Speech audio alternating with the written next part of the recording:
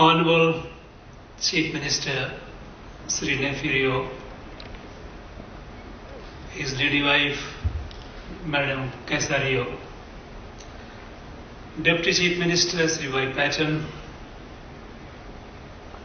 former Chief Minister Sri T.R. Jelian,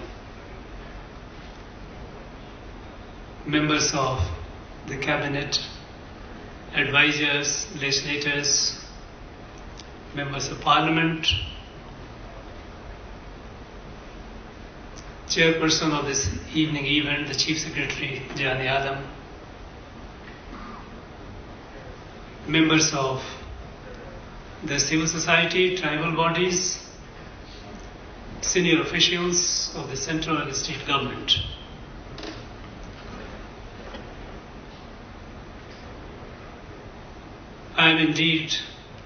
I and my wife, we are thankful to you all for this overwhelming love and affection that you have always bestowed on us. You organized this beautiful evening, memorable evening indeed.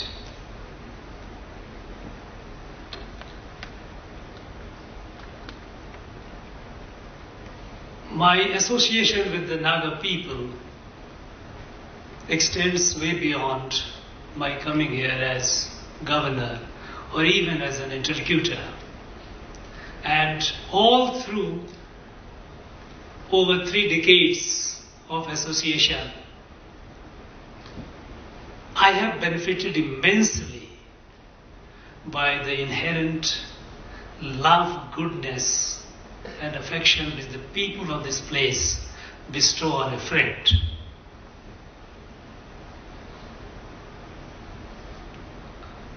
Former Chief Minister T.R. Jelian said that he might have, or they might have said something which might have hurt me. Your Honorable Chief Minister also said, I can assure you there was nothing.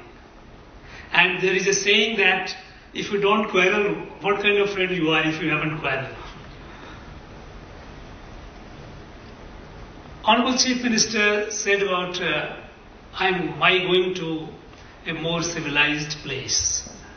Somehow, I respectfully disagree with him because this place is no less civilized, maybe more civilized. Civilization is not, maybe in terms of industrial civilization, some places may be a little ahead. But in terms of the human civilization, in terms of human values, what we have in Nagaland, the people of Nagaland, in the rural areas of Nagaland is remarkable, unparalleled. And I for one, never for a moment feel comfortable when anyone says that they are less civilized. No, it is. So, Honorable Chief Minister, with respect, I disagree with you. This is a wonderful people.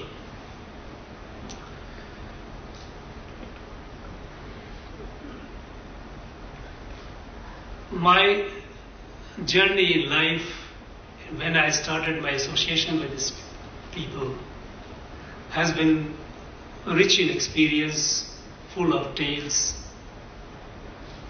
and a great learning experience. As a governor, I tried to do something which I could, little bit, because my connect with the people is not merely official, it's much more than that. And it is impossible for anyone to extricate Nagaland or Naga people from myself or my being, whether I'm here or anybody else or anywhere else. I feel sad when I see our people who are among the finest of human specimens, human race, still struggling for things which should have been here well before. As a governor, one has, being a constitutional head, has limitations, and rightly so. But as an advisor, as a well-wisher, I tried and tendered my advice as and when I felt I should, and acted wherever I thought I should act. Again, with only intention to bring some good to the people of Nagaland. You know, the former Chief Minister as well as the present Honorable Chief Minister mentioned about my role as an interlocutor. They mentioned about certain agreements. I think all that I did as an interlocutor is to bring the issue, the talk, from Osaka, Tokyo, Manila, Bangkok, Hague, Geneva, Netherlands, Rio de Janeiro, to the land and the people where it belongs. And that's what I thought I did, and made the people, the stakeholders, involved in the process. It was not actually a negotiation, because the basic issue of sovereignty, Government of India has never ever negotiated and shall never ever negotiate. There shouldn't be any confusion about that. It was a peace process. It was a talking to people and trying to bring them around, to realize the contemporary reality, appreciate it, and try to bring a decent closure to this long period of torment. Our two generations have suffered, third generation is in the grip of suffering. It must end. And when people say it is a very complex issue, I really wonder, is it so? And if it is complex, how complex it is? And why is it complex? You know, when some leaders from Naga Hills met Mahatma Gandhi on 21st of July 1947, about 3 weeks before British left India, and they said to Mahatma Gandhi that, look, India is forcing us to be part of it, we want independence. Before that, nearly 3 weeks before that, there was an understanding between the NNC and the Governor of Assam.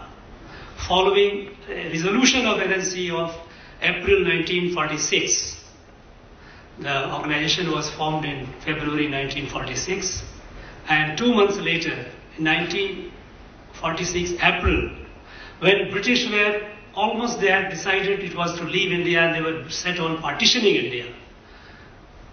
They had conspired to bring this part, this northeast India, give it to East Bengal, which would be part of East Pakistan. And there was a resentment in this region. And the leaders of Naga Hills, NNC, was a part of that. And they passed a resolution in April 1946 that Naga Hill district shall be part of Assam in free India with local self-autonomy. It is a matter of record. And then subsequent month they discussed with governor what should be that autonomy, local autonomy. And it was a culmination of that when 27th, 28th and 29th of June 1947, when Governor was here in Kohima, an agreement was reached about autonomy, the nature of autonomy within free India. And subsequently, 3 weeks later, when some people went from here and talked to Mahatma Gandhi, what he told, it's all recorded by his private secretary, Pyarelal. It is a matter of history.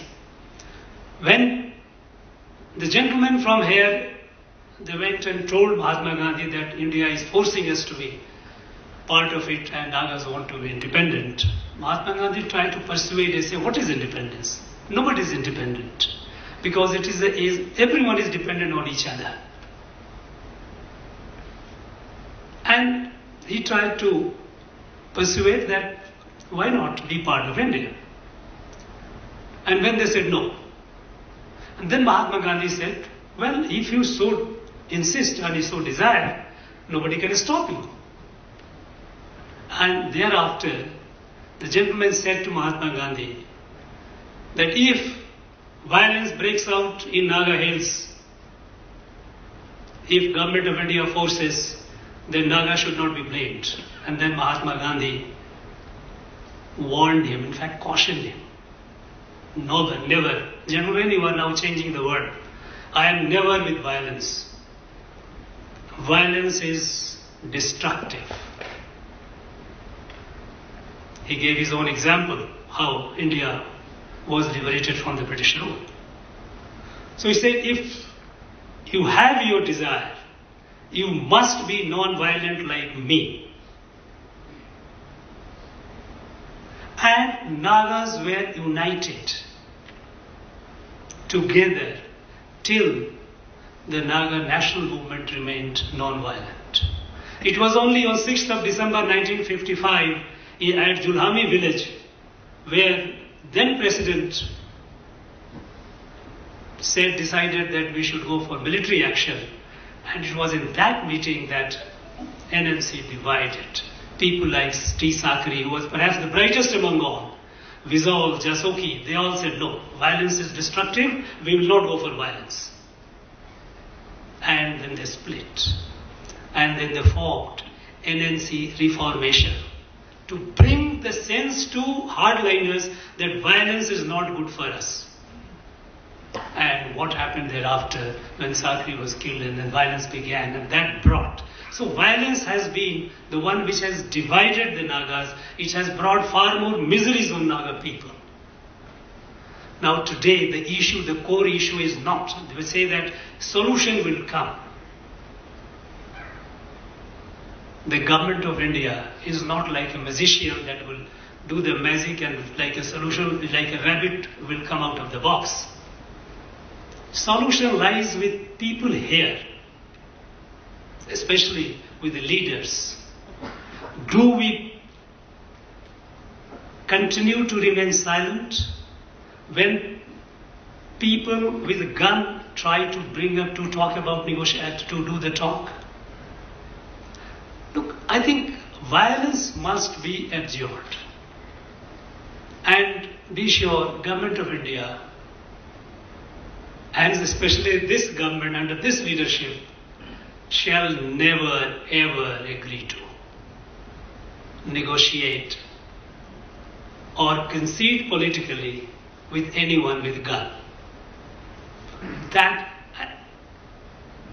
to bring early conclusion, what is needed is the leadership of this place must break the silence and ambiguity over whether issues should be resolved through peaceful democratic process or holding a gun in one's hand.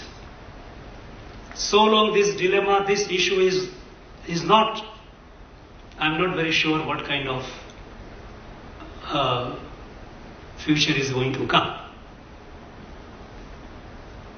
And I'm sure God will show us the light, the wisdom,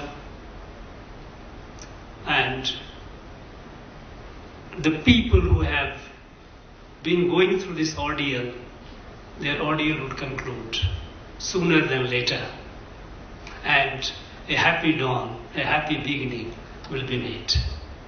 All through, in my conduct, I have been guided by a verse in Bible, Ephesians 6:13, where it says, having done all to stand. What I thought best, what I thought right, I did, and I held my ground. And I will continue to do so. That